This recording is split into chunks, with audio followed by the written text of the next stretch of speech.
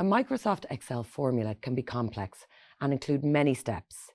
In this video, you'll explore the correct syntax for Excel calculations that contain multiple steps and discover how to adjust a formula to ensure that it copies a calculation correctly. Amy at AdventureWorks is preparing a price quote in a worksheet for the client Contoso Bikes. The client wants to order bicycle parts for their retail outlets. Let's find out more about how Amy can control her worksheet calculations to ensure that the prices are correct for the client. Amy has already listed the required items and their respective prices. AdventureWorks are offering a 10% discount to the customer. AdventureWorks charges different prices for delivery based on the region that the customer outlet is in. Contoso Bikes has 4 retail outlets, 2 in Region A and 2 in Region B. The spreadsheet also shows data for Region C. However, this region is not the focus of this video. Amy must ensure that 2 different delivery rates are used in her formulas. Let's help her create calculations. Firstly, cell G6 must show the result of the cost per unit multiplied by the quantity ordered. Position the cursor on cell G6 and type an equal sign to begin the first calculation. Select cell E6 and type a star for multiplication. Then select F6. Press Enter to complete the calculation and generate the subtotal. Next, AdventureWorks needs to calculate the client's 10% discount. Select cell H6 and type an equal sign. Select the subtotal amount in G6. To work out the 10% amount, you need to divide by 100 and multiply by 10. Add the / symbol for divide and type 100. Then add the star symbol for multiply and type 10. Excel processes these calculations from left to right. It first divides the figure in G6 by 100 and then multiplies the result by 10. Press Enter to get the discount figure. Now you need to work out the total cost excluding delivery. Select cell I6 and type an equal sign. Then select G6 to select the subtotal and type a minus symbol to subtract the discount. Select cell H6 to select the discount. However, before pressing Enter to complete the calculation, there's another step to consider. This order needs to be duplicated for each of Contoso Bikes' 4 outlets. So the total cost excluding delivery needs to be multiplied by the value in cell I2. To calculate this, type a star, select cell I2 and press Enter. But something has gone wrong with the result of this formula because the total amount is less than the subtotal. Select I6 to return to edit mode. In your formula, the multiplication operator has higher priority or precedence than the minus operator. In other words, the multiplication operator is higher in the order of precedence.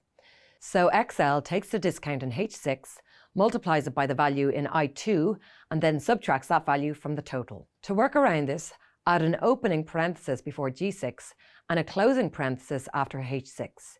This ensures that Excel processes the subtraction operator before the multiplication operator. Press Enter to execute the formula and generate the correct value. Next, you need to calculate the total amount if it is to include the cost of delivery. Remember, there are 2 different prices for delivery, 1 price for each region. So there must be subtotals in this formula. The formula in the cell also requires a mixture of addition and multiplication symbols. So you need to use parentheses to work with the order of precedence. Select cell J6 and type an equal sign. Select I6 to include the total cost if excluding delivery. Then type a plus symbol.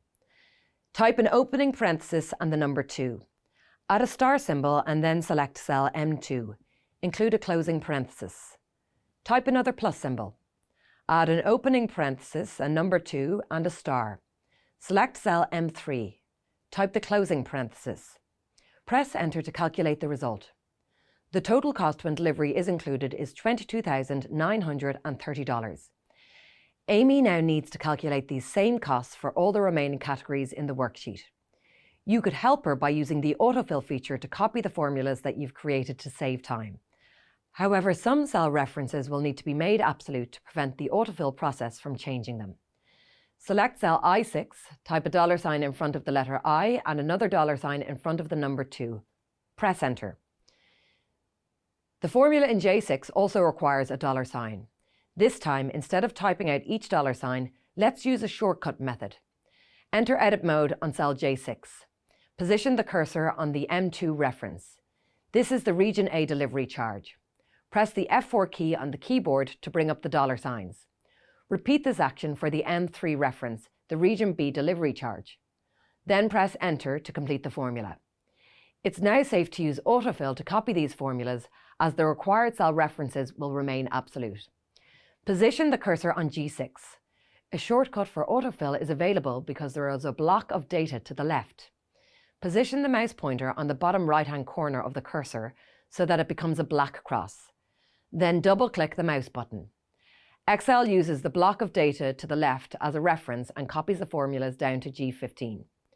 Repeat this process on cells H6, I6 and J6 to complete the worksheet. You have now helped Amy to calculate the various costs for Contoso Bikes orders. You should now be able to recognize situations in which you need to adjust the syntax in a formula to control how it's processed in Excel. You've also learned some useful shortcuts for absolute references and autofill. These shortcuts will help you to work more quickly and efficiently on your worksheets.